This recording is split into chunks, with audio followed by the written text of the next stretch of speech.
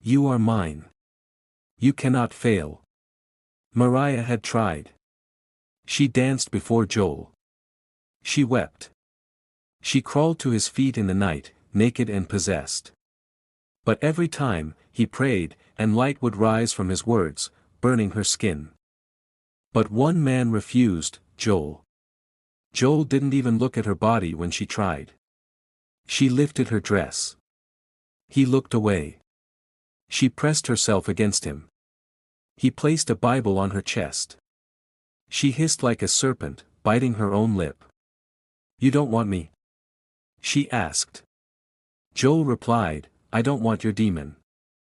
After the third failure, the demon left her for a while. She felt cold, empty, like a woman without a shadow. But she wasn't free. She was being punished. Her return to the devil's altar one night, drawn by the voices in her skull, Mariah walked to an evil river at the edge of Ithalomu, an old river where rituals were once performed. The moon was dark. The air smelled of rotten milk and burned feathers. She entered barefoot. Inside, candles lit themselves. The shadows of the men she had destroyed stood in silence around her, Pastor Daniel, DJ Swagger, Sifo, Mabuza, and the others. From that day, Mariah changed. She no longer walked the streets in temptation. She entered churches as a worshiper, lifting her hands, singing hymns, and gaining trust.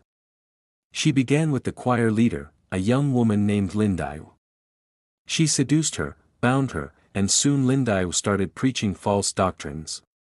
Then the pastor's wife, lonely, spiritually dry, fell under Mariah's spell.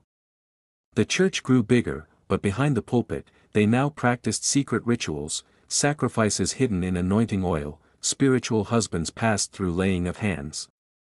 Mariah was no longer just seducing, she was building an army.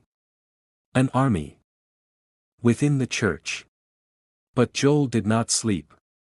Joel, who had once resisted her, began to dream again. This time, he saw Mariah dressed in white, dancing before a flaming altar with other women, fire pouring from her mouth. He knew the battle was not over. He fasted. He prayed. And then he received a word, she is the gate. You must close it. Joel woke in a cold sweat. The air in his room smelled like incense and ashes. On the floor where he had been praying, the pages of his Bible fluttered without wind, all of them turning to Isaiah 61 verse 1, to bind up the brokenhearted, to proclaim liberty to the captives.